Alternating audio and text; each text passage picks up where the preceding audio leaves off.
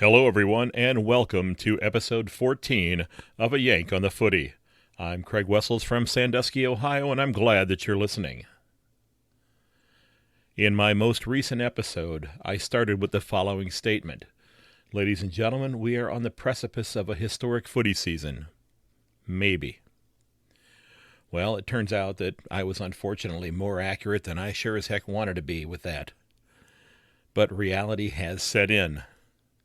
Footy is postponed until at least the end of May. I hope it comes back this year, but I don't know about you. I won't be surprised if we only get one round of 2020 and we try to regroup and come back and play again next year.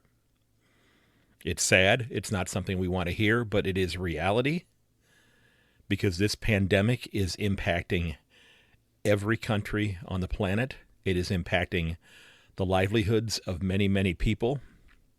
It's caused many, many deaths, and truth be told, I think we need to do what we can to make sure that we keep ourselves safe and that we keep our family members safe. And unfortunately, if it costs us a season of footy to get this taken care of, then I think that's what we have to do. Ladies of the AFLW, I am terribly, terribly sorry about the way your season ended, how it was cut short, the fact that there is going to be no premiership in the AFLW this year. I have to tell you that I was not a keen follower of the game the first couple of years. Hey, it was footy, so I was watching, but I wasn't watching it too terribly closely. But I have to tell you how impressed I was with the way the game improved over the last couple of seasons, and I'm excited for next year's competition already. And I hope those of you who are fans of the AFL and those of you who are just discovering the game give these ladies a shot. And hopefully, here in the States, that the local television networks will help make it a little bit more accessible for people, and that maybe some of us will also continue to consider adding more opportunities for us to watch. This weekend was one that I was so looking forward to. It's the first round. We were all looking forward to it. Unfortunately, we were not going to be able to enjoy it with our friends sitting in the stands, those of you in Australia. But we were going to be able to sit down, and it was actual footy. These games are going on to the ladder. They counted. There was 4 points at stake. And it started out with such promise. The Tigers and Blues matchup didn't begin with a great deal of success for the Blues, but they did close the gap towards the end of the game. And it made it for a very exciting game. It was on here in the United States. It got some people interested. Because, let's be honest, at that time, footy was the only game in town here in the U.S. There's no other sports being played here. We've shut everything down. Most states around the country have shut down bars, restaurants, barber shops, tattoo parlors, things of that nature. They're all closed down, wanting to limit the spread of the coronavirus. And that's probably not a bad thing. You know, many of us have elderly patients or elderly family members who are maybe more susceptible to this. My mom will be 78 years old coming up in November, and I've made a couple of stops at her house. I've stayed away from her. Had to do a couple things last week. Was over there for about an hour and a half yesterday. I had to take care of a couple of things, but trying to maintain that social distance because I don't want her to get sick. You know, I work in a profession where there are hundreds and hundreds of kids in the school every single day. I don't know who has what ailment, and I don't want to know. I don't want them to be, exposed to what I might have been exposed to. But again, like I said, it was a solid matchup to start out the season. I was very excited about the fact that the Cats are going to be playing very soon. Congratulations, Rick. But my wife mentioned to me then on Thursday morning, that it was going to be my job to go pick up our daughter from college. She goes to school at a university out of state. It's about 600 miles away. So she had already moved out of her dorm room with the exception of a couple of items, and she had moved everything into either a storage unit or to my sister-in-law's house and had everything boxed up, so I needed to make the drive down there to get her. Wasn't real keen on doing that, but I'm not at work right now. I took some time to make this trip down there. And, her school, like most of the universities in the United States, have transitioned to exclusively online classes. The kids are finishing out this spring semester sitting in front of their computers, and their professors are constructing their courses that way, like I am doing with my students at the high school level. So I got a few hours of sleep on Thursday and was going to leave in the middle of the night, and I was up and I was awake. My wife suggested I go back to sleep for a few more hours. This was at about 7 o'clock in the evening. I'd slept from about 2 o'clock until 7 o'clock, and I woke up. That I said, you know what, I'll try. I'll go back to sleep for a little while. So I tried to lie back down for another hour or so, but I couldn't fall asleep because I realized here's what I'm going to be doing for the next day. I'm going to be driving. So I decided I was going to go ahead and leave in the evening. So I packed up the few things that I was taking with me in my uncle's van that I had borrowed to haul everything home. And I set out on the 600-mile trip from my house to North Carolina. And ran into, near Cincinnati, what I can best describe as biblical rain. I'm 56 years old. I've been driving now for 40 years. This might be the strongest rainstorm I have ever driven in. 20, 25 mile an hour winds. The rain was coming at the van sideways. It was ugly. Normally, I would be driving 65, 70 miles an hour on the interstate, heading that way. I think there were some times where I was going maybe 30 or 35 because, well, I was trying to find the damn road, quite frankly. Couldn't find it. Fortunately, though, I had a couple things that were helping get me through, and I wanted to give a big shout out as I get going with this episode to the National Indigenous Radio Services broadcast team. I tuned in on the AFL.com.au website to listen to the Pies and Bulldogs game and absolutely loved their call.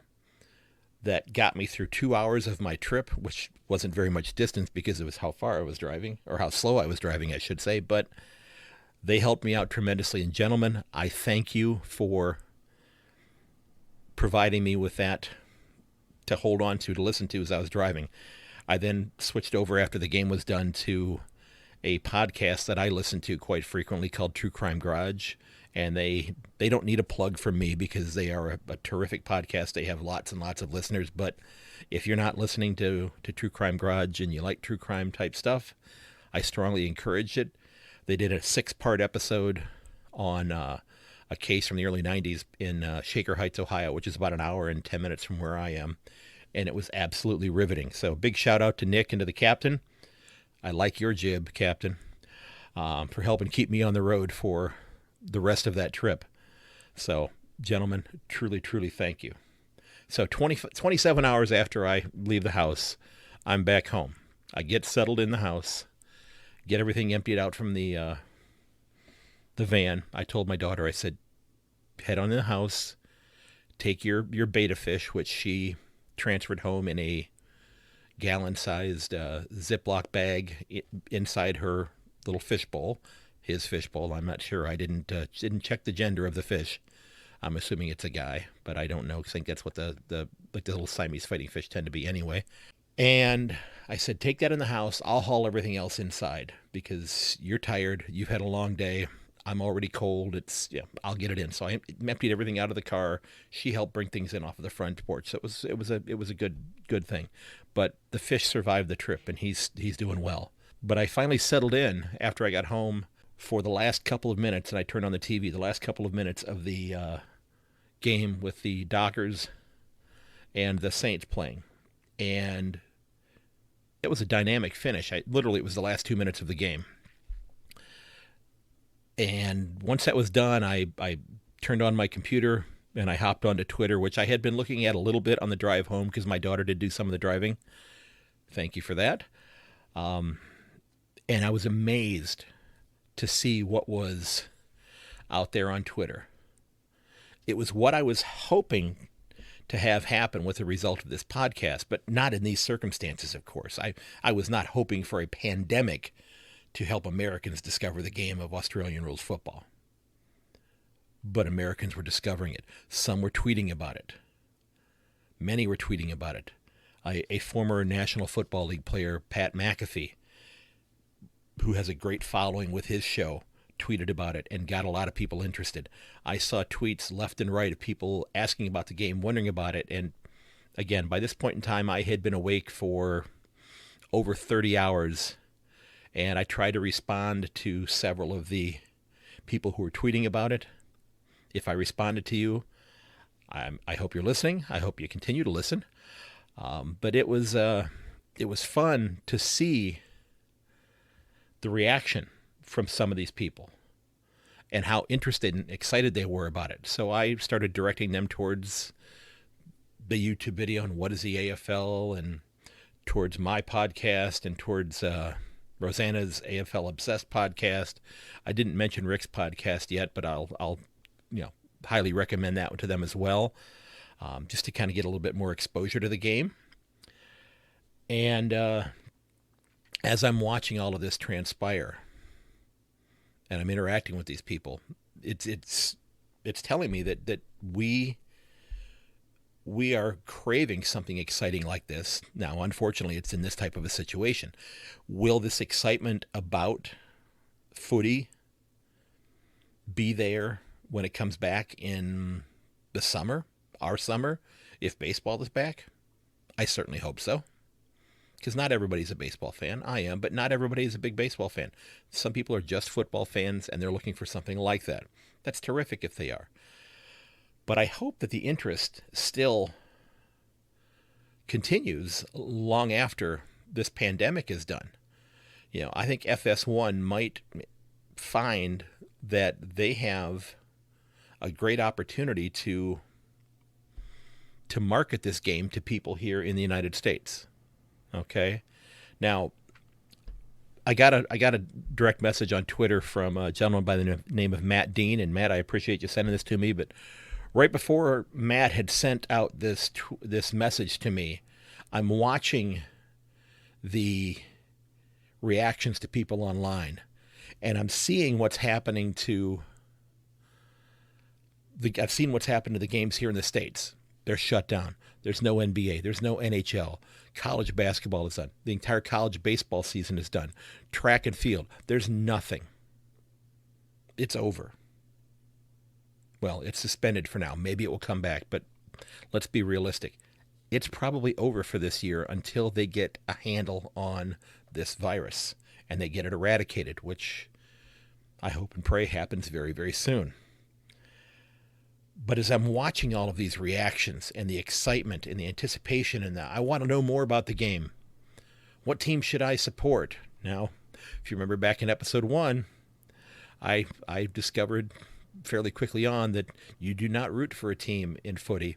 I saw a couple people post that, and I made mention to them, not the term you want to use, support, barrack, cheer for. We're not going to use the R word here. But as I'm watching all of this transpire, realizing that it's probably going to end within the next few hours, end as in they're not playing anymore, it reminded me of a scene from one of my favorite movies. And it's one that I strongly encourage you, if you've not had a chance to see it yet, I hope you consider taking a look at it. And it's a film called The Usual Suspects. It's got Chaz Palminteri, Kevin Pollak, Kevin Spacey is in it, Stephen Baldwin, Benicio del Toro, Gabriel Byrne is in it. A fascinating film. When it first came out, the reviews on it were pretty lousy, but it is a fascinating film. And I don't want to spoil the ending for you, because if you've not seen this movie, it takes one heck of a twist that you don't see coming. But I think that's what American fans were dealing with regards to footy over the last 36 hours. Okay? They're excited. It's the new game in town. It's what's there to watch. We're setting our DVRs. We're watching it. We're cheering. We're figuring out. I'm a Freo fan. I'm a Melbourne fan. I'm going to cheer for the Saints. I'm going to find this team that I want to support. I didn't hear any of them deciding to support the Cats. But again, that game wasn't televised on regular TV here in the States. I think it was on the Fox Soccer Plus channel, which not everybody has. So back to the film, The Usual Suspects. Kevin Spacey's character, a guy by the name of Verbal, he's a criminal. He's a mousy kind of a guy who looks like he'd had some sort of a physical handicap, if I remember correctly. He walked with a limp. His arm did not work well. Looked as although maybe he'd had a stroke or something at that time, or had some sort of an injury. I don't remember the specifics about how that came about. But he's being interviewed by a detective that Chaz Palminteri is playing, a detective by the name of Kuhan. And he's asking him about this unseen villain in the film, a guy by the name of Kaiser Sose, somebody who we're not sure of who they happen to be in the film. And Kevin Spacey's character is being interviewed for what seems to be hours about this villain, this ringleader of this criminal gang, okay? And at the end of the interview, Spacey gestures in his hand like he's put his fingers to his lips, kind of like they're all clenched together, or you have all four fingers kind of wrapped around your thumb, almost like, you're going to say, that tastes beautiful, that was wonderful, that type of thing. And then he kind of gives a little bit of a blowing motion, like it's gone, like he's blowing sand out of his hand. And it's like he's, the villain has disappeared, that he's gone. You're never going to find him. And it reminded me of what was about to transpire with the shutdown of the season. And Matt Dean had sent me, not long after I posted that tweet, a notification saying that Gil McLaughlin was going to be going live to make a comment about the season being suspended. We're about to have our game ripped out from underneath us. Now, I get it. I completely understand it. And I think deep down, those of you who are fans of the game, you understand it as well. It's not an easy thing. We're hurting. We're looking for something to fill the void in our time, to fill our lives. I heard that they're getting ready to shut the schools down in Australia right now as well. I heard also that the pubs have closed as well, which could be a problem for some people, because that's where you socialize with folks. But again, we have the technology available to us now that we can socialize literally with anybody around the world. We can do it face-to-face on our computers. Yeah, we may not be able to be there and give them a handshake or a hug or a high five, but knowing that you're able to communicate with them even over some sort of electronic device is surely better than not being able to communicate with them at all. So if you're sequestered away at home, reach out to your friends online, whether they be local, whether they be across the country or around the world. Let them know you're okay. Talk to them. Talk to your family members. Be safe, that kind of thing. But again, with The Usual Suspects, that ending of that film reminded me, because again, more things happen at the end of the film, but that whole scene where he goes, poof, Kaiser Sose's gone, reminded me that it was like, it just popped into my head, and maybe it's because I'd been up for the better part of, a day and a half. I did get a few hours of sleep the night before, but it just jumped out at me as a comparable moment. So again, if you're looking for a film to watch during the time that you're home and there's no footy on, I strongly suggest and I highly recommend The Usual Suspects. And if you do decide to watch it, tell them that Kobayashi sent you. I think you get a free bag of popcorn with that. Now, as I was saying, the Twitter world was ablaze with people excited about the game. And that was fantastic to see. I probably responded to 25, maybe 30 people last night on Twitter. A sports channel in North Carolina called Sports Night that does a half-an-hour sports show. I think it's a local, maybe like on their cable television, that type of thing. They actually had highlights from the Richmond game on television. They officially announced that they were going to be they were going to support the Tigers, which, hey, they're the Premiers. Why not support them? So they were all excited about that. Richmond, I believe, reached out to them and retweeted their comments. So it's great to see Americans noticing the game. My hope is that it carries off and carries into the future beyond this crisis. That when we have all of our other opportunities to watch the National Basketball Association, to watch college basketball, college baseball, the XFL, the new football league that began here this year that suspended operations as well, hockey, Major League Baseball, which is, that's my passion. I'm not a big basketball fan. I'll watch it from time to time, but I couldn't tell you who were the best teams in college basketball. If you, said you're going to break my thumb if I could tell you who the top 5 teams were, I'm going to have a splint on my thumb because I couldn't tell you. It's not something that I'm all that interested in, but lots of people are. And this was a deviation for them. This was a release, if you will, an avenue for them to see some competition. And I just hope that continues going into the future. And that kind of leads me to where I'm looking at as far as my podcast going into the future. Now, I have a couple of topics that I'm wanting to explore and dive more deeply into. One of those being the story that broke not long before the whole coronavirus thing came about, and that dealing with the passing of Polly Farmer and the recognition of his advanced CTE that he had. And I've been reading up and researching articles and writings about the approach that's going on with CTE in Australia with regards to footy, as well as what's going on here in the United States with especially the NFL, hockey to an extent, mainly with the NFL though. And I want to draw some correlations between the two in an upcoming episode. And, I've done a couple deep dives, if you will, into certain topics, and I'll probably come back to that as well as we go forward because I don't plan on suspending the podcast at all.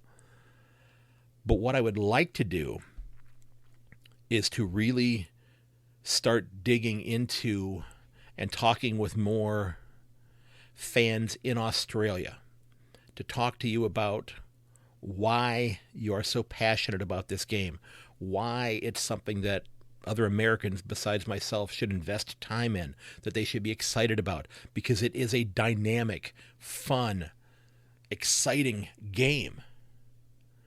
And I'm hoping to talk to many of you. A lot of you have reached out on Twitter. A lot of you have reached out on Facebook. I've made a lot of connections. I have 6, 8, 10, 20, I'm not even sure how many people who are kind of in my queue, if you will, who want to conduct interviews. I had somebody reach out to me from a US AFL team just a couple of days ago from San Diego. We're going to get something set up here in the coming days, and I'm hoping to have more episodes coming out than just once a week now that I have a little bit of downtime besides what I'm doing with my school students online. So I'm planning on doing more of that type of thing, but it's gonna entail me finding people that are interested in wanting to be interviewed, to talk online, to share their story, their great memories of the game, things that they did with their parents or their grandparents when they were a kid going to games at different parks. Because one, it's going to help me learn about the game, which is again one of the reasons why I started this.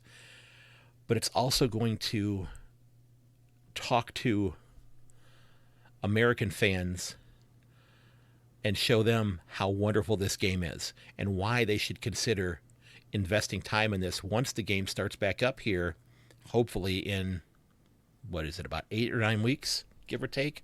Hopefully that happens. Or if it's not until next year. But it's also going to be something that's going to allow those of you who are fans in Australia who are listening, and right now about 60% of the listeners are coming from Australia, but this is going to allow you the opportunity to reminisce, to think back to great moments for your team, great moments in footy, or heartbreaking moments. But it's going to allow you to reminisce a little bit while also helping to educate, somebody like me who is trying to learn about the game, or other people who are just now beginning to get exposed to the game. So if you're one of those people that would like to possibly set up a discussion online to conduct an interview, I would love to hear from you. You can reach me at ayankonthefooty@gmail.com. You can reach me on Twitter at yank_on. You can find me on Facebook. My name's Craig Wessels. I'm easy to find on there. I have a Yank on the Footy page there as well. I'm also on Instagram as well at a Yank on the Footy. So all of those places are spots where you can reach out to me if you are interested in coming on the show. Because again, I can't arbitrarily start dialing phone numbers in Australia and say, hey, do you want to talk some footy? This is where some of you who are listening are going to have to reach out to me, or maybe you know somebody that that would want to come on. I mean, I'm hoping to get an opportunity to talk to some people who have played the game, or who maybe are, big draws who will maybe bring in more listeners. I reached out to, as I said before, I do watch some basketball, basically only my local team, the Cleveland Cavaliers. But I reached out to one of the Cavaliers players who happens to be from Australia. I'm sure that you know Matthew Dellavedova, who is from Australia. I believe he's a big Collingwood fan, if I'm not mistaken. But I reached out to him online, and I know he's busy, and I'm nobody, and it's I sent him a message online asking if he'd be interested in coming on and talking about the game of footy. I've not heard anything back, and this is not trying to pressure him at all, but it'd be great to be able to talk to some people who have some insight that would be willing to share that with the public. I think that this would be a great opportunity to get American fans to see, what is happening with people they support in games here in the States who happen to be fans of other games in other places. So I know I've rambled a little bit here in this episode. I kind of crafted a little bit of a script on this one, a little bit of an outline, but this has been more something coming from the heart in terms of what I'm trying to convey to you. We're in this together, okay? Footy is on hold for right now. Now, many of you have old VHS tapes or opportunities to watch old games, that type of thing. I have access to games going back to 2017 online. But we have to survive this crisis in order to come back to watch footy later on. This is going to be a tough time for everybody. I know that we're maybe a little bit ahead of what Australia has done in terms of some of the lockdowns and that type of thing. Although we do have some people here in the United States that decided to ignore things. Spring break, which is when college kids get some time off during like the middle of their semester at school. Spring breakers tend to congregate in southern Texas, a place called South Padre Island, or they will go to Florida during spring break for a week or week and a half, whatever the case may be, to party. A lot of them will go hang out at the beach. They will drink and that sort of thing. And I watched interviews of some of these college-age kids, kids the same age as my kids, or even students that I've had in class just up until the last couple of years. And they were not concerned about the coronavirus. They were not concerned about COVID-19. They were there to get drunk, have a good time, and what happens, happens. Now, sure, maybe they're healthy enough that they're going to recover from this. But I did see a news story today that I think they had said that somewhere that 9 kids who had been in spring break in South Florida had already come back and had tested positive for the coronavirus. Now, if they've come home and they've hugged their parents or grandparents, that sort of thing, they might have actually transferred that illness to them. So I think it was rather short-sighted on their part. And, we're going to all have to deal with this together, okay? So I'm going to keep producing my shows. I would love to talk to you about the game of footy and even about, how you're dealing with the situation with being sequestered in your home. What are you watching on television? I'm going to go watch the first episode of Mystery Road here in a little bit. I just found that on a streaming service online, and that was the only one of that whole series that I hadn't seen yet. So I'm going to hopefully catch that today. But we're in this together. We've got to get through this. We've got to be able to talk to one another, be tolerant of one another, okay? And don't forget that you can reach me, okay? You can reach me at ayankonthefooty@gmail.com. You can find my podcast, if you don't have it bookmarked anywhere, on your favorite podcast hosting site. You can find it on a yank on the footy at podbean.com as well. And I'd love to hear from you, telling me how you're doing. I had some great reviews. It's been wonderful to hear from some of you who are giving me feedback. I truly appreciate it. Okay, I'd love to hear what your thoughts are, and topic ideas. I've had plenty of people send me great topic ideas as well. Again, don't forget me. You can reach me at Gmail. You can find me on Twitter at @yank_on, on Facebook and on Instagram at @ayankonthefooty. And before I wrap up this episode, I did want to go ahead and thank Joseph McDade for using a couple pieces of his music. Those of you who have been listening since the beginning, you may have noticed I changed the opening song today. It's another one of Mr. McDade's pieces, but I thought that it worked much better in the situation that we're in right now, okay? So the music you're going to hear at the end today is a piece called Elevation, and the piece at the beginning is a piece of work that Mr. McDade had done called Winter's Mist. And I think it just really kind of conveys the mood that we're all in regarding footy and the world in general, quite frankly. We're all a little sad about it, but we have to be upbeat as well. We have to keep in mind that things are going to improve, but we need to look out for one another. So again, Mr. McDade, I thank you for the use of your music. You can find him at josephmcdade.com/music. And ladies and gentlemen, I want to thank you for listening. I cannot tell you how much I appreciate you putting my show into your daily schedule or weekly schedule, I should say. Okay. We are at a strange point in our world's history. Okay. We love this game, but I want you to keep yourself safe, your family safe, help keep your community safe, look after one another, help to combat this virus. I'm one of those people that, sure, I wash my hands after I use the bathroom. I wash my hands when I'm handling raw chicken or even eggs, that type of thing, when I'm cooking. But I can't tell you when I've washed my hands as much as I have recently. I'm at the point now where I'm having to put on different types of lotion and such because the backs of my hands have almost gotten rubbed raw. But be tolerant of one another, okay? Don't get caught up in a lot of the media's over-sensationalizing of things. The scientists are working hard to resolve this. But take care of yourself. Take care of your friends. Watch out for your elderly family members. Take care of them. Keep your distance. Make sure they have everything that they need. And ladies and gentlemen, I strongly would appreciate it if you'd consider sharing my podcast with your friends if you haven't done so already. Send them a link to it. Give them a call. Tell them to search it out for themselves, whatever the case may be. We're in this together. Even though we are, in many cases, 15,000 kilometers apart, we're in this together. And ladies and gents, may your dribble kick never, ever hit the post. I'll catch you later.